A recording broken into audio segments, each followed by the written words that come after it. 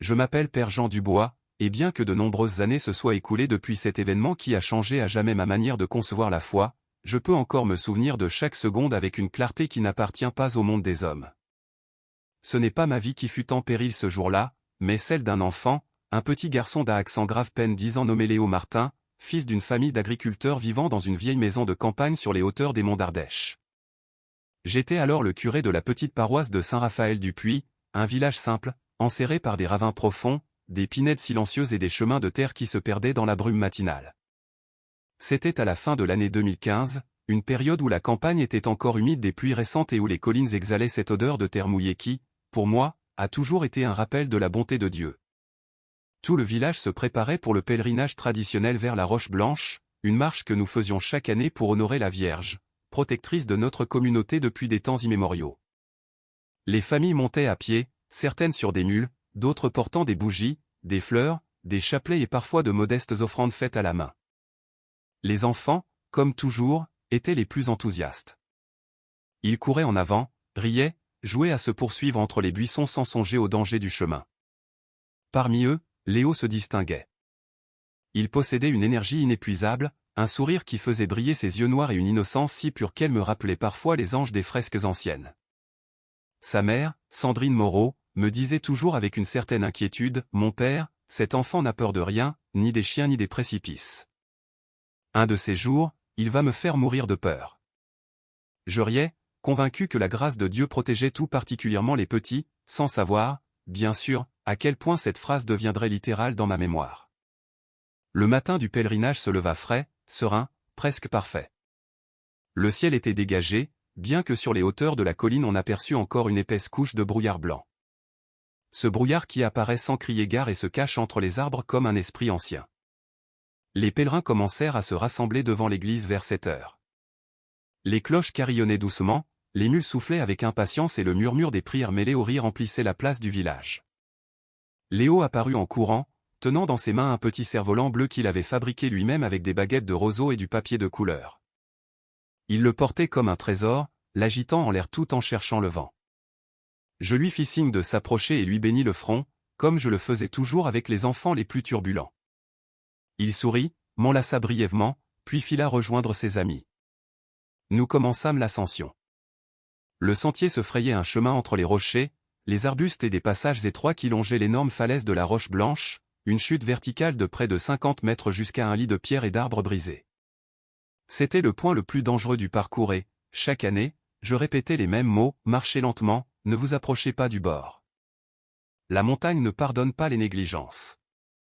Les adultes obéissaient sans discuter, mais les enfants. Les enfants étaient une autre histoire. À mi-chemin, le brouillard commença à descendre lentement du sommet, un nuage épais qui enveloppait les troncs et estompait les ombres. L'atmosphère devint plus froide, plus silencieuse, comme si la montagne retenait son souffle. Je le remarquai, mais ne m'en inquiétais pas outre mesure. C'était courant à cette époque de l'année. Nous marchions en file indienne, chaque famille avec ses bougies encore éteintes, attendant de les allumer en arrivant à l'ermitage, au sommet. Et soudain, parmi les voix et les pas, j'entendis le rire de Léo, un rire qui rebondissait entre les rochers comme un écho joueur. Je regardai sur le côté droit du sentier et je le vis courir derrière son cerf-volant que le vent avait soulevé et entraînait vers le ravin. « Léo !» criai-je, « ne cours pas par là, mon garçon. » Mais ma voix se perdit dans la brume. L'enfant était si concentré sur son jouet qu'il ne vit pas où il mettait les pieds.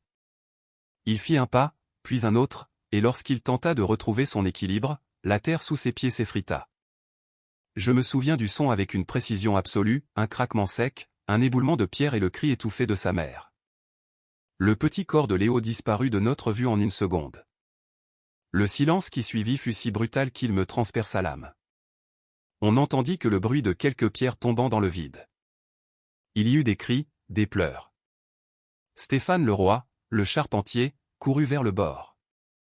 D'autres le retinrent pour qu'il ne bascule pas à son tour. Le cerf-volant bleu tomba lentement, tournoyant dans les airs comme un adieu tragique. Je sentis mon cœur s'arrêter.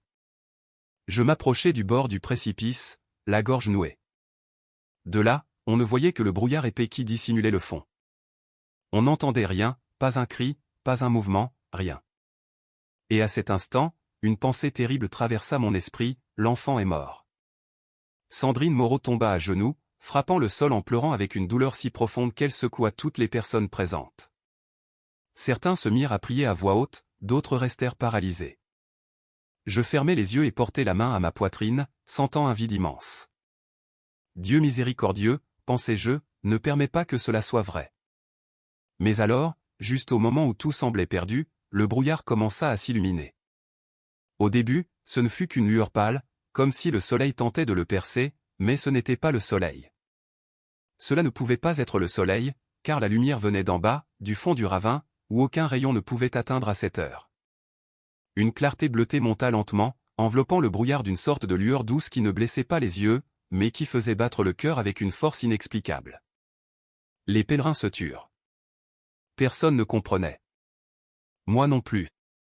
Pourtant, quelque chose en moi, quelque chose d'ancien, de profond, reconnut à cet instant que ce qui se passait n'appartenait pas à ce monde. Et c'est ainsi que ce moment s'acheva. Léo était tombé, nous pleurions, et une lumière impossible commençait à s'élever des profondeurs de l'abîme. La lumière bleutée qui émergeait du fond du ravin ne ressemblait à rien de ce que j'avais pu voir au cours de mes années de sacerdoce. Ce n'était pas un reflet du soleil, ni un effet du brouillard. C'était une clarté vivante, pulsante, comme si elle respirait. Certains pèlerins commencèrent à reculer avec crainte, d'autres restèrent immobiles, s'agrippant à leur chapelet, tandis que la mère de Léo répétait encore et encore entre deux sanglots, « Mon fils, mon fils ». Je m'agenouillai sans réfléchir. Je ne sais si c'était par instinct, par désespoir ou par quelque chose de plus profond qui échappait à mon entendement. Je sentis un frisson parcourir mon échine. L'air devint plus chaud, doux, presque parfumé. Un arôme subtil de fleurs fraîches, une odeur impossible dans ce ravin connu pour son âpreté, commença à monter lentement avec la lumière. Un mélange de nard et de lys, doux mais pur, comme si le ciel lui-même exhalait son souffle pour la première fois depuis la création. « Mon père » chuchota quelqu'un derrière moi, « qu'est-ce qui se passe ?» Je ne sus que répondre. Moi aussi j'avais peur, une peur et une espérance entrelacées comme deux fils impossibles à séparer. Alors, il se produisit l'impensable. À travers le brouillard illuminé, nous vîmes une forme bouger. D'abord comme une ombre douce, puis comme une silhouette complète, flottant à plusieurs mètres au-dessus de l'abîme. Les murmures s'éteignirent d'un coup. Moi qui avais toujours prêché la prudence, qui me méfiais des visions, qui croyais plus en la conversion du cœur qu'aux signes extraordinaires, je sentis mon âme frémir, comme si une part de moi avait attendu ce moment toute ma vie sans le savoir. La silhouette se fit plus nette. C'était une figure féminine, enveloppée dans un manteau d'un bleu profond, aux bords dorés qui semblaient s'embraser comme de douces braises. Ses pieds ne touchaient pas le sol. Ses mains étaient tendues vers l'avant, et entre elles, entre ses mains, se trouvait Léo. L'enfant flottait dans les airs, soutenu comme s'il reposait sur un berceau invisible. Son corps ne montrait aucun signe de blessure, ni sang, ni la raideur d'une chute mortelle. Ses yeux étaient ouverts, brillants, surpris, mais pas effrayés. Il semblait la regarder avec une confiance si pure qu'elle me déchira le cœur. Il y eut des cris étouffés dans la foule. Sandrine Moreau poussa un hurlement qui ne venait pas de la peur, mais d'un mélange indescriptible de soulagement, d'incrédulité et de dévotion. La figure féminine, que tous en notre fort intérieur nous reconnûmes sans que personne n'eût prononcé son nom, avançait lentement vers nous, caressant l'air lui-même tandis qu'elle montait de l'abîme jusqu'au bord du précipice. La lumière autour d'elle grandissait à chaque mouvement. C'était un éclat doux, chaud, qui ne blessait pas les yeux mais transformait tout ce qu'il touchait. Les rochers semblaient briller faiblement. Le brouillard se déplaçait comme s'il obéissait à un vent invisible. Et même les oiseaux qui survolaient habituellement les ravins semblaient avoir disparu, comme si la montagne entière gardait un silence respectueux. À ce moment, Léo leva la main et la posa doucement sur le manteau bleu. Je vis ses doigts s'enfoncer à peine dans le tissu, comme s'il était fait de lumière vivante. La figure le regarda avec une tendresse infinie, une tendresse que les mots humains ne peuvent décrire. Il n'y avait sur son visage ni ombre, ni doute, ni jugement, seulement de l'amour, un amour pur, inconditionnel. Et alors nous entendîmes la voix. Elle ne sortit pas de ses lèvres. Ce n'était pas un son qui voyageait dans l'air, c'était un message que chacun de nous entendit à l'intérieur de sa propre âme. Une voix douce, claire, ferme, comme l'écho d'un chant ancien qui avait toujours été là, attendant d'être rappelé. Ne craignez rien. Le petit est sous ma garde. Mon cœur frappa ma poitrine avec une telle force que je dus m'appuyer sur le sol pour ne pas tomber. Les femmes se mirent à pleurer. Certains hommes portèrent les mains à leur visage. D'autres s'agenouillèrent, incapables de contenir le tremblement de leurs jambes. La figure avança un peu plus, s'approchant du bord du précipice. Et lorsqu'elle ne fut plus qu'à quelques centimètres, la lumière qui l'entourait enveloppa complètement Léo. L'enfant tourna son visage vers nous. Il ne pleurait pas, ne criait pas, il observait simplement avec une sérénité qui n'appartenait pas à un garçon de 10 ans. La figure étendit les bras et, dans un mouvement délicat, presque imperceptible, déposa Léo sur la terre ferme. La lumière se retira doucement, comme la dernière vague qui s'éloigne du sable après avoir embrassé le rivage. Le manteau bleu brilla un instant de plus, comme si les étoiles brodées respiraient. Puis la figure commença à s'élever lentement. Avant de disparaître complètement dans le brouillard, nous entendîmes un dernier message, un message qui nous transperça comme une flèche lumineuse, il vivra, et vous en serez les témoins. La clarté bleutée se dissipa soudainement. Le brouillard redevint simple brouillard. L'air retrouva son odeur de pin et de terre humide, mais le silence demeura.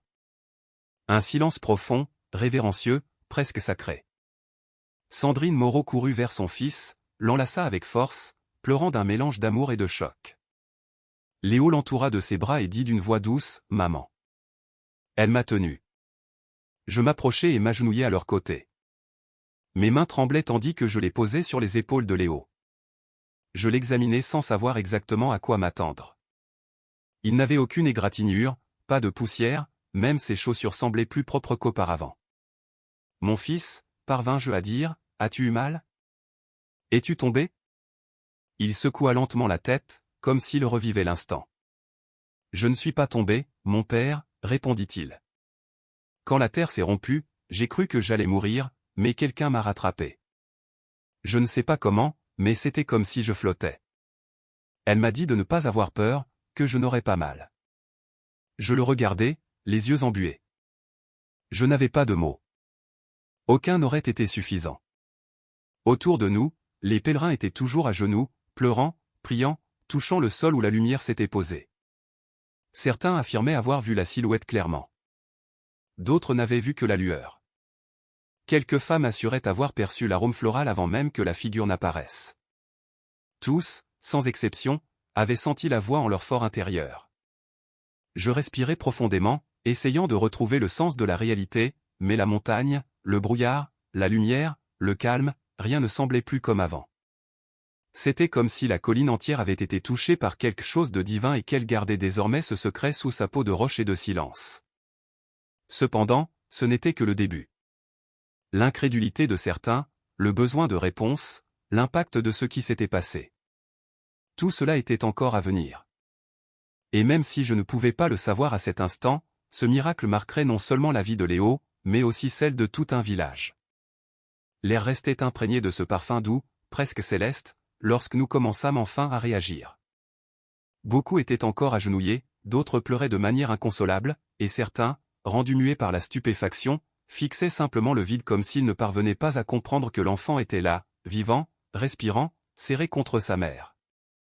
Je sentais un tremblement étrange dans mes mains, comme si mon corps ne s'était pas encore remis du choc spirituel dont nous venions d'être témoins.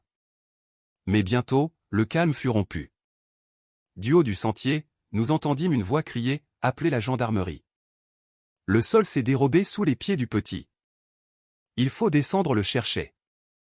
C'était Pierre Bernard, l'éleveur du village, qui n'avait pas vu l'apparition car il arrivait en retard. Quand il aperçut Léo sain et sauf, sa confusion fut immédiate. Comment? Balbutia-t-il, comment est-il remonté? Qui est descendu le chercher? Tous se regardèrent, incapables de donner une réponse simple. Comment lui expliquer? Comment mettre en mots ce qui s'était passé? Pierre, dis-je d'une voix basse, personne n'est descendu. C'est la Vierge qui l'a ramené. Mais l'homme recula comme si je venais de prononcer quelque chose d'impossible à accepter. Il secoua la tête, incrédule. Ce n'est pas possible, mon père. Ce ravin tue même les bêtes. Personne ne tombe de là et ne remonte en marchant. Léo, entendant cela, fit un pas vers lui. Ses yeux brillaient encore, comme s'ils gardaient en eux le reflet de cette lumière bleutée. J'allais tomber, dit-il avec sérénité, mais elle m'a rattrapé. Il n'y eut plus un son après cela. Tous semblaient attendre la réaction de Pierre Bernard, qui porta soudain la main à son chapeau et le serra contre sa poitrine sans parler. Ses yeux s'emplirent de larmes en silence. « Mon Dieu, murmura-t-il, mon Dieu. » Mais bien que ceux qui étaient présents eussent vu le prodige, le monde extérieur ne savait rien. Et bientôt, les premiers commentaires se transformèrent en murmures inquiets. Que dirons-nous quand on nous demandera comment il a survécu? Nous croiront-ils? Nous devons tout raconter. Et si le village pense que nous sommes fous? Moi-même, bien que témoin direct, je me débattais entre l'humilité et la responsabilité. Nous avions vu quelque chose qui n'appartenait pas à la sphère humaine. Le taire, c'était taire un miracle. Le proclamer, c'était savoir que nous serions questionnés, ridiculisés, peut-être même attaqués. Avant que je puisse ordonner mes pensées, la voix résolue de Sandrine Moreau rompit le silence. « Mon fils est tombé. »« Je l'ai vu, » dit-elle avec force. « Et la Vierge l'a ramené. » Je n'ai pas d'autre mot que cela. Le tremblement dans sa voix transmettait une vérité si simple et si profonde que personne ne put la contredire. Il nous fallut plus d'1 heure pour retrouver notre calme et aider les pèlerins à se regrouper. Certains voulaient retourner immédiatement au village pour annoncer le miracle. D'autres voulaient monter jusqu'au sommet de la Roche Blanche pour y prier. Et quelques-uns, encore sous le choc, restèrent dans un silence absolu, incapables d'assumer l'ampleur de ce qui s'était passé. Je m'approchai de Léo pour l'examiner une dernière fois. « Mon fils, as-tu mal? Peux-tu bouger tes mains, tes jambes ?» Léo leva les bras et les bougea avec naturel. Puis il sauta légèrement, comme pour prouver qu'il allait bien. Sa mère le prit par les épaules. « Ne cours plus jamais comme ça, » lui dit-elle sur un ton qui se voulait ferme mais qui se brisa à la fin. L'enfant l'enlaça. « Pardonne-moi, maman. Je voulais juste récupérer mon cerf-volant. » Puis il tourna son regard vers le ravin. Ce geste attira mon attention. Il n'y avait pas de peur dans ses yeux. Il y avait de la nostalgie, de l'admiration, quelque chose qu'un enfant de cet âge n'exprime généralement pas après une chute mortelle. « Mon père, » dit Léo soudainement, « Elle m'a parlé. La Vierge m'a parlé. » Mes mains s'immobilisèrent en l'air. « Que t'a-t-elle dit, mon fils ?» Léo fronça légèrement les sourcils, comme s'il essayait de se souvenir précisément des mots. « Elle m'a dit de ne pas avoir peur, que je n'allais pas mourir et que je devais retourner avec vous. Que j'avais encore des choses à faire ici.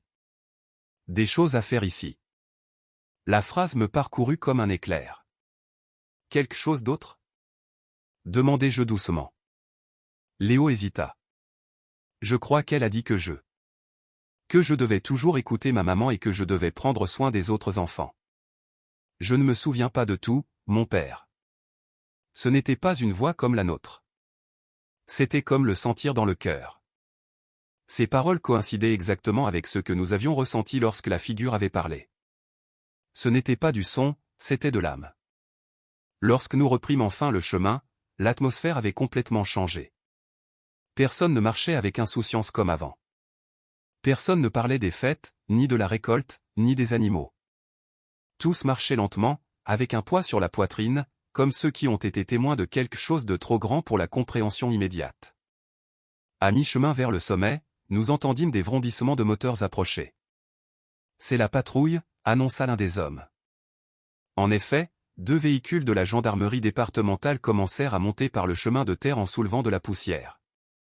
Quelqu'un avait couru au village pour prévenir qu'un enfant était tombé.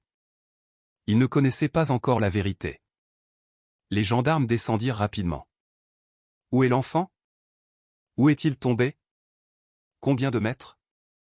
Est-il vivant ?» Je respirai profondément. Le moment était venu. Je ne pouvais pas le cacher. « Il est vivant », répondis-je. Et il s'est passé autre chose. Les gendarmes se regardèrent, confus. « Où est le mineur ?» Léo s'avança, et l'expression des agents passa de l'incrédulité à un désarroi total. « C'est toi, le garçon qui est tombé ?» demanda l'un d'eux en fronçant les sourcils. « Oui, monsieur, » dit Léo calmement. « Tu es en train de dire, » intervint l'autre agent, que tu es tombé de la roche blanche et que tu es entier, sans une seule fracture. Sandrine Moreau serra la main de son fils. La Vierge l'a soutenu, dit-elle simplement. Les agents restèrent immobiles. Il y eut un silence étrange, tendu, comme si leurs esprits tentaient de traiter l'information. Madame, balbutia l'un d'eux, un enfant qui tombe de 50 mètres. Non, il ne survit tout simplement pas. Mais il a survécu, répondis-je avec fermeté. Et il y a plus de 30 témoins présents. Les gendarmes observèrent le ravin, puis l'enfant, et enfin la foule. Nous devons faire un rapport officiel, dit l'un d'eux. Mais je ne sais pas comment diable nous allons écrire ça. Avec la vérité, répondis-je. Seulement ça. Les agents inspectèrent le bord du précipice. L'un d'eux proposa même de descendre avec des cordes pour vérifier la chute. Mais avant qu'il ne commence la descente, quelque chose attira mon attention. À l'endroit même où la lumière avait touché la terre, juste là où Léo avait été déposé, poussaient de petites fleurs blanches, lumineuses, délicates comme de minuscules étoiles incrustées dans la terre. Elles n'appartenaient pas à cette région, je ne les avais jamais vues. Je m'approchai lentement. Les fleurs semblaient resplendir d'une lumière qui ne venait pas du soleil, mais d'elle-même. Mon père, chuchota une femme, c'est un signe. Je ne répondis pas. Mes mains tremblaient trop.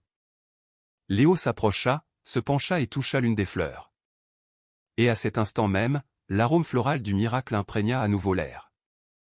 C'est là ce qui s'était passé dans l'esprit de tous. Les gendarmes reculèrent d'un pas, clairement impressionnés. C'est bon, dit l'un d'eux en tremblant un peu. Je crois que nous en avons assez. C'était évident, le miracle n'était pas terminé, il ne faisait que commencer.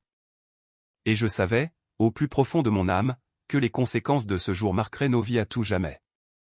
La foule resta rassemblée autour de l'endroit où les fleurs avaient germé. Aucun de nous ne voulait bouger. C'était comme si la colline était vivante, respirant quelque chose de sacré. Chaque feuille, chaque rafale de vent semblait chargée d'un silence révérencieux. Les visages affichaient un mélange impossible de peur, de gratitude et de désarroi. Nous étions des adultes, des agriculteurs endurcis par la vie, des gens habitués à la terre, à la douleur, au quotidien. Rien ne nous avait préparés à voir la main du ciel toucher la montagne. Les gendarmes étaient toujours là, essayant de maintenir une certaine autorité au milieu du chaos du miracle. L'un d'eux, le plus jeune, nommé Lucas Fournier, regardait l'enfant avec une expression entre l'incrédulité et l'émotion. Il ne disait rien, mais il avait les yeux vitreux, comme s'il luttait contre quelque chose qui s'agitait en lui. « Mon père, me dit-il à voix basse, ma sœur est morte il y a 3 ans. J'ai cessé de croire en tout. Mais ça, ce que j'ai vu aujourd'hui, je ne peux pas le nier. » Je le regardais avec une compassion que je ne sus exprimer par des mots. Le miracle n'avait pas seulement sauvé un enfant, il avait touché des fissures profondes dans l'âme de ceux qui en avaient été témoins. Finalement, après de longues minutes, les pèlerins commencèrent à s'agiter. Il fallait avancer. Il restait encore du chemin jusqu'au sommet. Cependant, personne n'osait faire le premier pas. C'était comme abandonner un lieu où le ciel avait laissé une empreinte tangible. Continuons, dis-je enfin. Montons pour rendre grâce. Sandrine Moreau prit Léo par la main. L'enfant marchait en silence, regardant de temps en temps vers le vide du ravin, non avec peur, mais avec une sorte de mélancolie douce, comme s'il laissait derrière lui quelqu'un qui l'avait étreint dans un instant d'éternité. Le sentier vers le sommet semblait plus étroit que d'habitude. Certains priaient à voix basse, d'autres gardaient un silence absolu. Personne ne parlait d'autre chose que du miracle. Les murmures étaient presque tremblants. « Tu as vu comment il flottait ? Moi, je n'ai vu que la lumière. Moi, j'ai bien vu la silhouette. L'odeur de fleurs me suit encore. Je n'ai jamais rien senti de tel. » Léo avançait sans lâcher sa mère. Par moments, il semblait absent, plongé dans ses propres pensées. Parfois, il touchait sa poitrine, juste à l'endroit où il avait senti cette étreinte de lumière. À d'autres moments, il fermait les yeux comme s'il écoutait quelque chose que nous autres ne pouvions entendre. Je marchais derrière lui, l'observant avec attention. Je savais, sans savoir pourquoi, que cet enfant portait un poids qu'aucune créature de son âge ne pouvait supporter. En arrivant au sommet de la colline, l'ermitage, une petite chapelle blanche érigée plus de 100 ans auparavant, semblait baigner dans la lumière douce du matin. L'air était froid, mais le soleil commençait à percer les nuages. Les portes étaient ouvertes, comme si un hôte invisible nous attendait. « Entrez », dis-je doucement. « Rendons grâce. » Une par une, les familles s'agenouillèrent devant l'autel. Elles allumèrent des bougies, déposèrent des fleurs, murmurèrent des prières entre deux larmes. La statue de la Vierge, simple mais belle, semblait différente. Je ne sais si c'était mon imagination ou l'effet de la fatigue spirituelle, mais ses yeux avaient un nouvel éclat, comme si elle regardait avec plus d'intensité. Léo fut le dernier à entrer. Il resta immobile sur le seuil, regardant la statue comme s'il la reconnaissait. Puis il marcha vers l'autel et s'agenouilla. Son petit dos tremblait, et alors il se produisit quelque chose que je n'oublierai jamais. Léo se mit à pleurer. Non pas des pleurs de désespoir ou de peur, mais des pleurs doux, abandonnés, comme si son âme entière fondait devant ce regard maternel. Elle, chuchota-t-il, elle était ici, comme maintenant. Et tout le monde l'entendit. Un murmure étouffé parcourut la chapelle. Certains tombèrent à genoux sur le champ, d'autres se couvrirent la bouche avec leurs mains. Léo leva son visage inondé de larmes. Elle m'a dit que Il s'interrompit un instant, que je devais rester près de sa maison, qu'ici ma vie serait en sécurité. Mon cœur fit un bond. Elle te l'a dit pendant qu'elle te tenait ? Demandai-je avec prudence. Léo hocha la tête. Oui, mais pas avec des mots. C'était ici. Et il toucha sa poitrine. Le silence qui suivit fut si profond qu'on pouvait entendre la respiration saccadée de chacun. Après la prière, certains commencèrent à sortir sur le parvis pour prendre l'air. D'autres enlaçaient Léo comme s'il était leur propre fils. La nouvelle du miracle voyageait déjà de bouche à oreille, plus vite que le vent. Nous savions qu'en retournant au village, la rumeur se propagerait comme un incendie dans l'herbe sèche. Mais rien ne nous prépara à ce qui arriva à peine une heure plus tard. Alors que certains pèlerins se reposaient près du versant opposé de la colline, une plaine sur loin du ravin, un jeune homme qui avait pris de l'avance sur le chemin du retour arriva en courant. « Père Jean ! Père !» criait-il, tout le village est en train de monter. Ils disent qu'ils ont entendu les cloches sonner toutes seules juste après notre départ. Mon sang se glaça. Les cloches, toutes seules ? Oui. Et ce n'est pas tout. Ils disent qu'il y a une odeur de fleurs sur toute la place. Certains se signèrent, d'autres restèrent muets. J'essayais de comprendre ce que cela pouvait signifier. Était-ce un signe ? Une confirmation du miracle ? Un message ? Rentrons, dis-je fermement. Nous devons rentrer maintenant. Nous prîmes le chemin de la descente. Cette fois, personne ne parla. La montagne semblait nous observer, attentive, silencieuse. Lorsque nous arrivâmes de nouveau sur le site du ravin, les fleurs blanches étaient toujours là. Elles n'avaient pas perdu un seul pétale. C'était comme si elles venaient de naître. Les gendarmes, qui prenaient encore des notes et des photos, nous virent passer. L'un d'eux, l'adjudant, me fit signe de m'approcher. « Mon père, dit-il d'un ton grave, nous avons comparé les marques sur le bord et la chute. Regardez. » Il me montra le point exact où Léo avait glissé. La terre était fracturée vers l'extérieur, comme si quelque chose avait poussé non pas vers le bas, mais vers le haut. « Ce n'est pas normal, » ajouta-t-il. « La physique ne fonctionne pas comme ça. Ici, quelque chose d'étrange a soulevé l'enfant avant qu'il ne tombe. » Nous le savons, répondis-je doucement. Nous l'avons tous vu. L'adjudant ferma son carnet et le rangea lentement.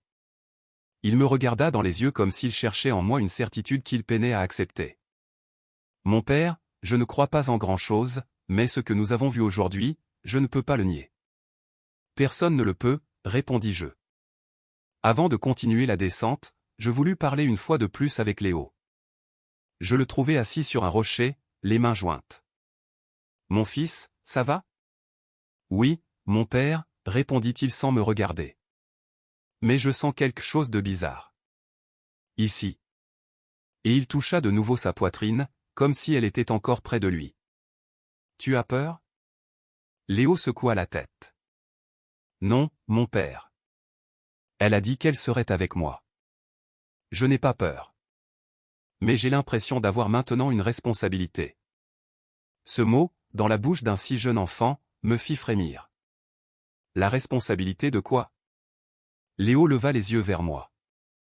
Son regard était devenu plus profond, comme s'il gardait un reflet du divin. De prendre soin des autres. Elle m'a dit que je devais aider ceux qui ont peur de tomber. Le vent souffla à cet instant, déplaçant le brouillard comme un voile doux, et je compris avec une clarté soudaine que cet enfant avait reçu plus qu'une seconde chance. Il avait reçu une mission. Lorsque nous arrivâmes enfin au village, la scène que nous découvrîmes nous laissa sans voix. Les cloches de l'église sonnaient toujours toutes seules, personne ne les touchait. Et le parfum, le même parfum floral du ravin, inondait toute la place. Les gens pleuraient, priaient, levaient les bras au ciel. Et quand ils virent Léo apparaître parmi nous, un cri collectif s'éleva comme un chant, l'enfant du miracle. Que Dieu soit béni. Je ne pus que rester debout, regardant cette scène, le cœur battant. Je savais, sans avoir besoin de confirmation, que le véritable impact de cette journée ne faisait que commencer. Le ciel était intervenu, et le monde entier allait le savoir. Le son des cloches, sonnant sans mains humaines pour les actionner, avait suffi pour que tout le village comprenne que quelque chose d'extraordinaire se produisait. Les anciens étaient sortis de leur maison, s'appuyant sur leurs cannes. Les femmes avaient laissé leurs marmites sur le feu. Les enfants avaient couru vers la place, les yeux écarquillés. C'était comme si un frisson collectif avait traversé les rues étroites, les murs de pierre et les toits de lauze, emportant avec lui la certitude du divin. J'avançais lentement aux côtés de Léo, nous frayant un chemin à travers la foule. L'arôme floral flottait toujours dans l'air, si présent qu'il semblait avoir une forme. Certains l'inhalaient profondément et éclataient en sanglots, comme si quelque chose en eux s'effondrait. D'autres levaient les mains au ciel, répétant des mots entrecoupés, « C'est un miracle. La Vierge a touché notre village. Que Dieu bénisse cet enfant. Ce n'est pas l'œuvre d'un homme. » Lorsque nous atteignîmes les marches de l'église, les cloches s'arrêtèrent brusquement. D'un instant à l'autre, le silence tomba comme un doux manteau sur tout le monde. Ce silence n'était pas une absence de bruit, c'était une présence. Une présence si grande que la peau s'en hérissait. Léo serra ma main. Sa mère, derrière lui, ne pouvait plus contenir le tremblement de ses jambes. La porte de l'église était ouverte. Nous entrâmes. La lumière était différente. Il n'y avait pas de bougies allumées, et pourtant l'intérieur était éclairé par une lueur douce, presque argentée. C'était comme si la clarté venait des murs eux-mêmes. La statue de la Vierge, située dans l'autel latéral, semblait baigner dans cet éclat. Son manteau, normalement d'un bleu pâle, avait un reflet plus profond, comme s'il avait absorbé un ciel entier. Mon père, chuchota une femme à mes côtés, vous la voyez? N'est-ce pas qu'elle est plus brillante? Je ne savais que lui répondre. Mes propres yeux ne comprenaient pas entièrement ce qu'ils voyaient. Il y avait quelque chose dans la statue, quelque chose de subtil, une chaleur presque imperceptible qui semblait en irradier. Léo lâcha ma main et fit un pas en avant. Il marcha jusqu'à se retrouver face à la statue et s'agenouilla avec un tel naturel que certaines femmes se mirent à pleurer en le voyant. L'enfant inclina la tête et toucha le sol avec son front, un geste que je ne me souvenais pas de l'avoir jamais vu faire. Le silence régnait, un silence qui était presque une prière. Alors, sans avertissement, les bougies éteintes de l'autel s'allumèrent d'elles-mêmes. D'abord une, puis une autre, puis toutes. L'une après l'autre, les flammes s'élevèrent sans que personne ne s'approche pour les allumer.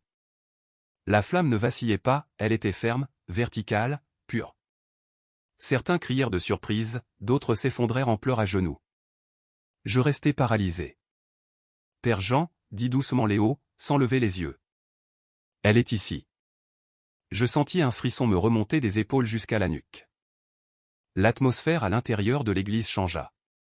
C'était comme si l'air avait été remplacé par quelque chose de plus grand, de plus plein, de plus vivant. Une brise légère parcourut les bancs, bien que toutes les portes fussent fermées. « Mon fils, murmurai-je, tu la sens? » « Oui, » répondit Léo. « Elle est ici comme dans le ravin, mais plus proche. Elle regarde tout le monde. » Je ne fus pas le seul à entendre ces mots. Toute l'église les entendit. Et un murmure doux, révérencieux, parcourut la foule. Certaines personnes se prosternèrent face contre terre. D'autres étendirent les mains vers la statue sans la toucher, comme si elle craignait de profaner quelque chose de saint. Je fis un pas en avant. Je tremblais intérieurement. Quelque chose me disait que je devais parler, que c'était mon devoir de nommer ce qui était présent, mais je ne pus pas. Les mots refusaient de sortir. Léo leva le visage. Ses yeux brillaient de larmes, mais ce n'étaient pas des larmes de peur. C'était un mélange de joie, de surprise et d'un amour profond qu'il ne pouvait comprendre. Elle dit, chuchota Théil, elle dit de ne pas avoir peur. Elle dit que ce village sera béni, parce qu'ici il y a encore la foi. Une femme derrière lui s'effondra sur un banc, étouffée par les sanglots. La voix de l'enfant continua, à peine audible, elle dit que beaucoup viendront ici chercher du réconfort, et que nous devons les accueillir avec amour. Elle dit que je dois rester près de sa maison, parce qu'elle m'appellera quand ce sera le moment. Ces mots résonnèrent en moi comme un doux tonnerre. Elle m'appellera.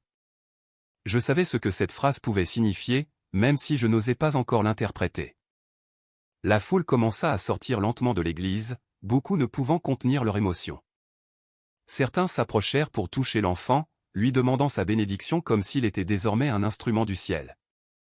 Léo, avec l'humilité propre à son âge, souriait seulement et disait « Ce n'est pas moi, c'est elle ». Sur la place, l'arôme floral persistait. Les gens s'agenouillaient pour prier sans que personne ne le leur demande. Mais le plus surprenant fut ce que nous découvrîmes sur le parvis.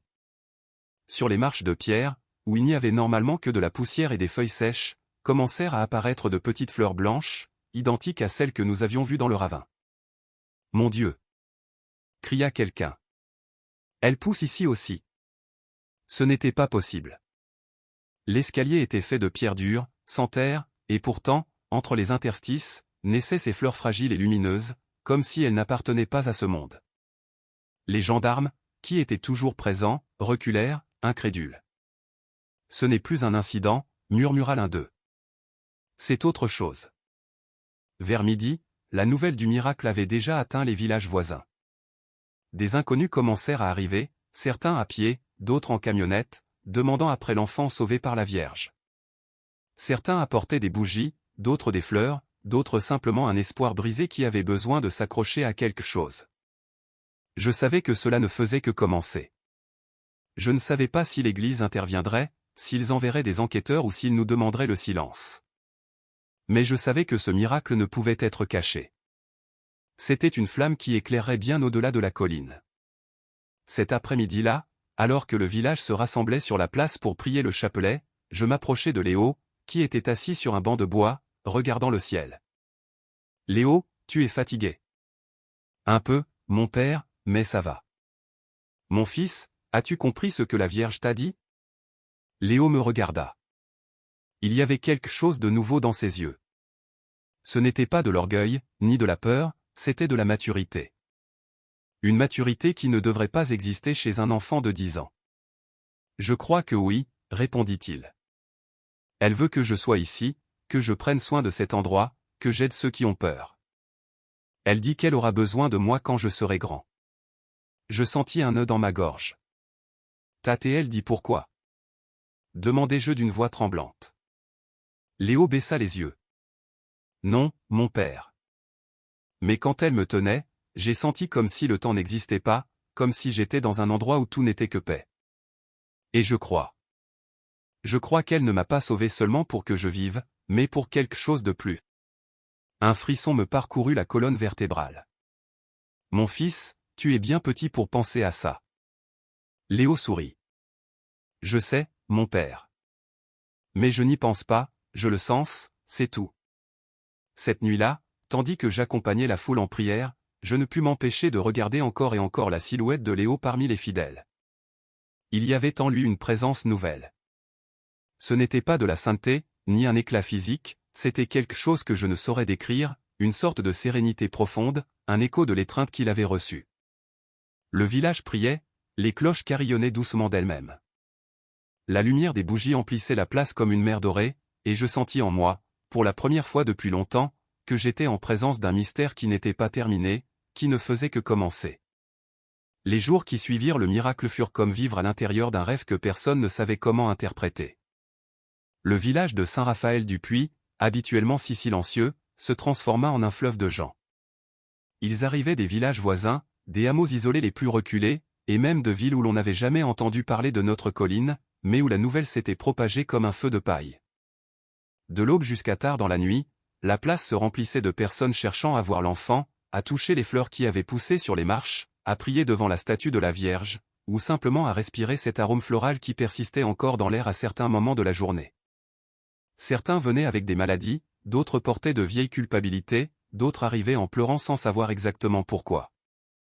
La paroisse ne désemplissait pas. Les files pour se confesser étaient interminables.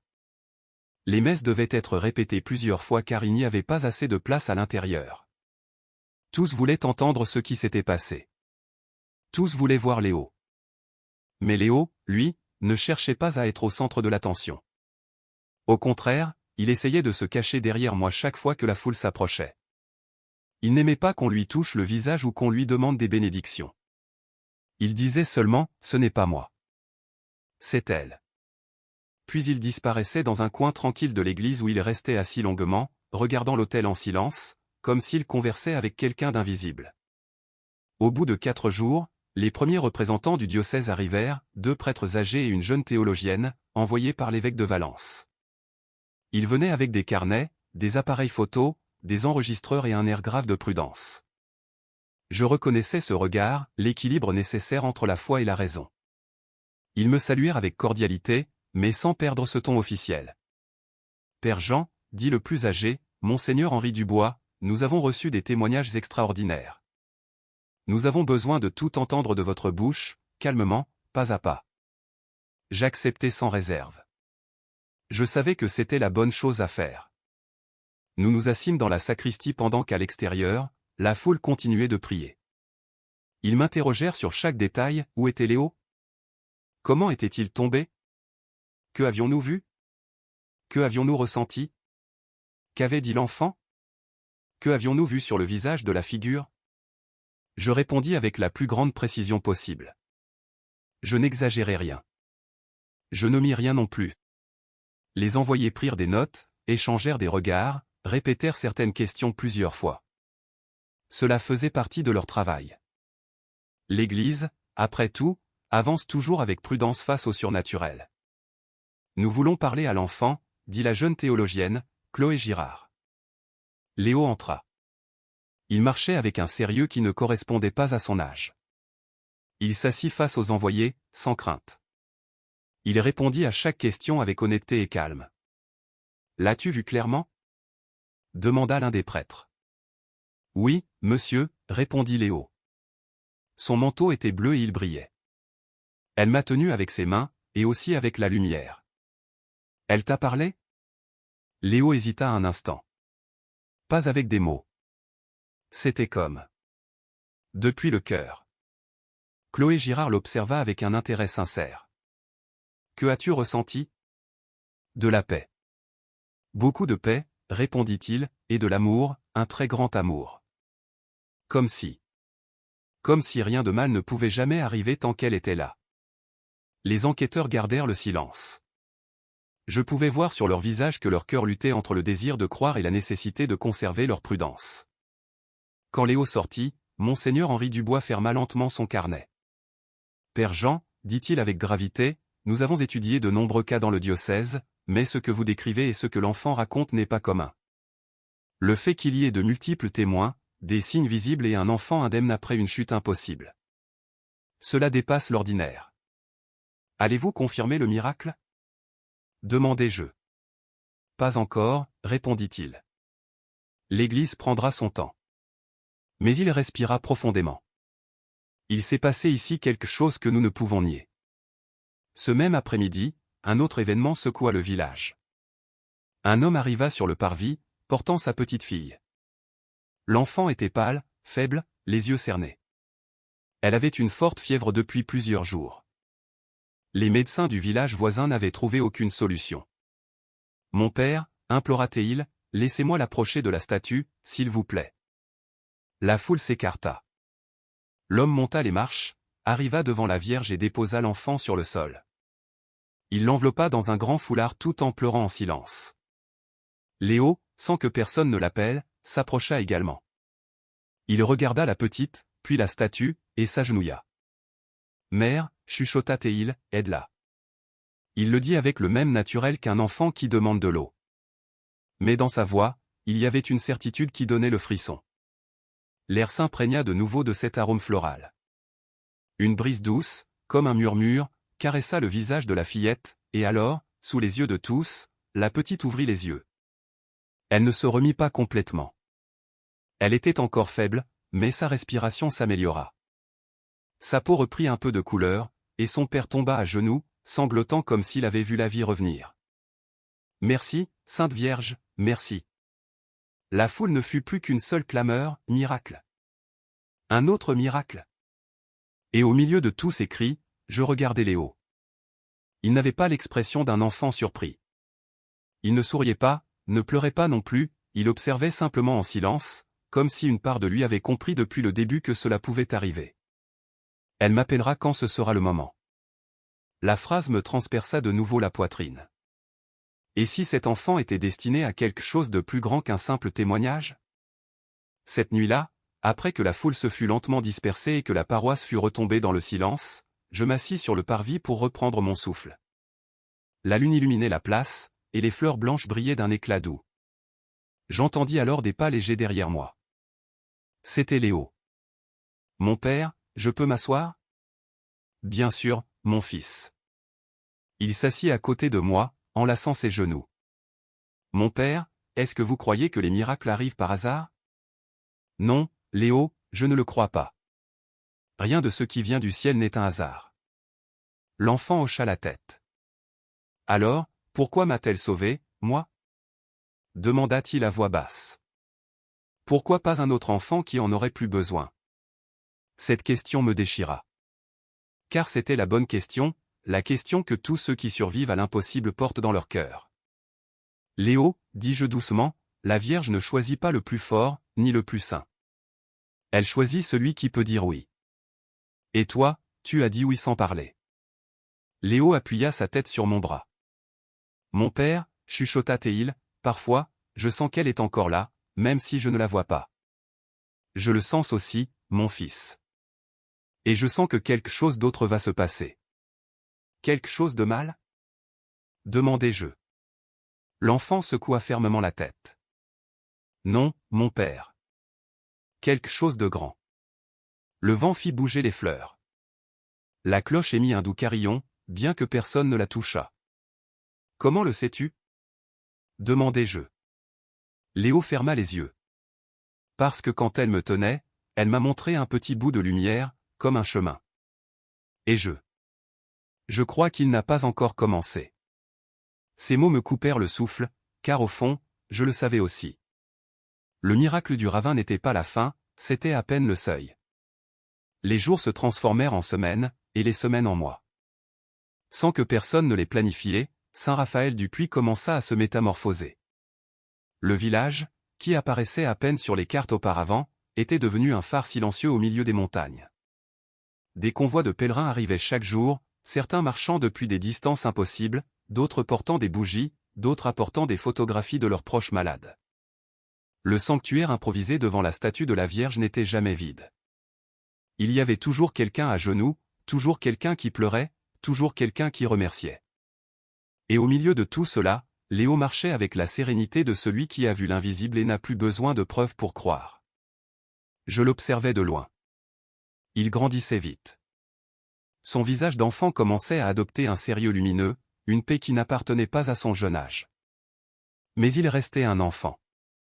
Parfois, il jouait sur le parvis avec un vieux ballon, parfois il se cachait derrière le confessionnal pour que les pèlerins ne l'assaillent pas de questions.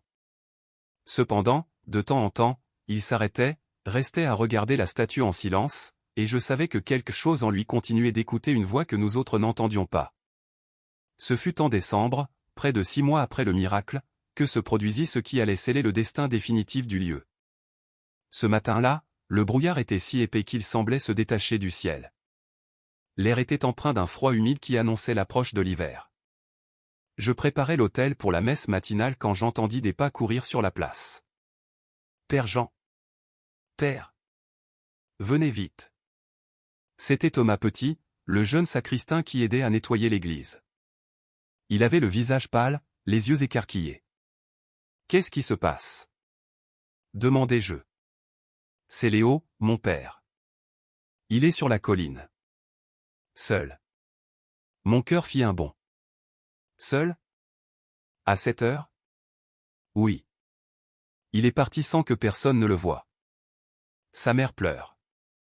Elle dit qu'il lui a dit que la Vierge l'avait appelé. Je ne posai pas plus de questions, je sortis en courant. En arrivant sur la place, je trouvai Sandrine Moreau au bord de la crise de nerfs. « Mon père !» cria-t-elle, « mon fils !» Mon fils est parti à la Roche Blanche. Il a dit qu'il devait y aller, que la Vierge l'attendait. « Calmez-vous, dis-je, bien que mes mains tremblassent. Je vais le chercher. » Un groupe d'hommes proposa de m'accompagner. Nous grimpâmes le sentier avec difficulté. Le brouillard nous empêchait presque de voir à plus de quelques mètres. Le chemin semblait plus étroit que jamais, comme si la montagne elle-même voulait nous retenir ou nous avertir. À mi-parcours, l'un des hommes pointa du doigt devant nous. « Je le vois, là-bas. » À travers le brouillard, une petite silhouette avançait lentement vers le bord du précipice. C'était Léo. Il marchait d'un pas sûr, sans peur, comme s'il savait exactement où poser les pieds. « Léo !» criai-je, « mon fils, arrête-toi. » Mais il ne s'arrêta pas. C'était comme s'il suivait une musique invisible. Je courus. Les autres me suivirent. Mon cœur battait dans ma poitrine avec une force douloureuse. Quand nous l'atteignîmes enfin, Léo se tenait au bord du précipice, regardant vers le bas, non avec tristesse ni peur, mais avec un calme absolu. « Léo, dis-je doucement en m'approchant lentement. Mon fils, que fais-tu ici ? » Il se tourna vers moi. Ses yeux n'exprimaient aucune crainte. Ils étaient comme des miroirs qui reflétaient la lumière. « Mon père, elle m'a appelé. » Je sentis l'air s'immobiliser. « La Vierge ?» Léo hocha la tête. Elle a dit que je devais venir. Qu'aujourd'hui, elle devait montrer quelque chose. Je ne sais pas ce que c'est, mais je ne suis pas seul, mon père. Elle est ici. Les hommes derrière moi gardèrent le silence. Personne ne bougea. Le brouillard commença à s'illuminer. Ce fut d'abord une lueur pâle, identique à celle que nous avions vue ce jour-là. Puis une clarté profonde, bleutée, qui montait du ravin comme un soupir gigantesque du ciel. Le parfum floral emplit l'air. Les hommes se mirent à pleurer. Léo fit un pas en avant. « Non !» criai-je instinctivement. « Léo, ne t'approche pas plus. » L'enfant me regarda. « Mon père, je ne vais pas tomber. » Et alors, l'impensable se produisit. Le brouillard s'ouvrit comme si une main invisible l'écartait. Dans le vide, là où il ne devait y avoir rien, une silhouette se forma lentement. La lumière bleue se condensa. Elle prit forme, prit visage. C'était elle, non pas comme une ombre ou un reflet, mais claire, lumineuse, vivante. Le manteau bleu, les mains tendues, les yeux emplis d'un amour qu'aucun mot humain ne peut décrire. Les hommes tombèrent à genoux. Moi aussi. Léo resta debout. La Vierge tendit la main vers l'enfant. « Mon fils, dit une voix qui n'était pas un son, mais de l'âme, ne crains rien. » Une brise douce souleva les cheveux de Léo. Il fit un pas en avant, mais ne tomba pas. La lumière le soutint. Elle l'éleva de quelques centimètres à peine au-dessus du sol, comme si la terre elle-même avait cessé de le retenir. Les hommes criaient, priaient, se couvraient la bouche. Je pleurais sans pouvoir me retenir. La Vierge parla de nouveau, et tous nous entendîmes, « J'ai choisi ce lieu. » L'écho de ces paroles vibra dans nos os, dans notre sang, dans la montagne.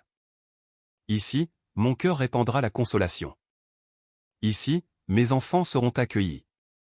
Léo commença à descendre lentement, soutenu par la lumière, jusqu'à reposer à nouveau ses pieds sur la roche ferme. La Vierge le regarda avec une tendresse infinie. « Toi, mon petit, tu en guideras beaucoup. Pas maintenant, pas encore. Mais un jour, quand le monde aura besoin de toi. » Léo pleura en silence, non de peur, mais d'amour. La lumière commença à s'estomper. La figure s'éleva un peu, comme si elle voulait étreindre l'air une dernière fois. « Ne craignez rien. Je suis ici. » Et elle disparut. Le brouillard redevint brouillard. Le froid revint. Le parfum floral se dissipa lentement. Léo se tourna vers nous. Je courus et l'enlaçai avec une telle force que je craignis de le blesser. « Mon fils, chuchotai-je en tremblant, ça va ? » « Oui, mon père, répondit-il calmement. Elle voulait juste que le monde sache que ce n'était pas un miracle pour moi seul. C'était pour tout le monde. Les hommes s'approchèrent, encore tremblants, certains incapables de se relever. Mon père, balbutia l'un d'eux, Je l'ai vu. Je l'ai vu. Nous l'avons tous vu, dis-je. Dieu nous a visités. Ce même après-midi, tout le village entendit ce qui s'était passé. Les cloches se remirent à sonner toutes seules. La statue de la Vierge dans l'église avait un nouvel éclat. Et cette nuit-là, pour la première fois de ma mémoire, aucun habitant de Saint-Raphaël-du-Puy ne dormit. Tous sortirent dans les rues pour prier. Léo, assis sur les marches du parvis, regardait les étoiles avec la tranquillité de celui qui a vu le ciel s'ouvrir et ne craint plus rien. Quand je m'approchai de lui, il me dit à voix basse, « Mon père, un jour, elle me parlera de nouveau. Mais pas aujourd'hui. »« As-tu peur ?» demandai-je. Léo secoua la tête avec un sourire. « Non. Elle m'a tenu une fois, et elle le fera toujours. » Le vent souffla doucement, les fleurs blanches du parvis brillèrent sous la lumière de la lune. Et je sus, sans avoir besoin de confirmation, sans étude, sans enquête, que cette montagne avait été marquée à jamais, non par un enfant, non par un accident, mais par une mère. Une mère qui avait arrêté une chute, soutenu un fils, et laissé un message écrit avec de la lumière dans le cœur de tout un village.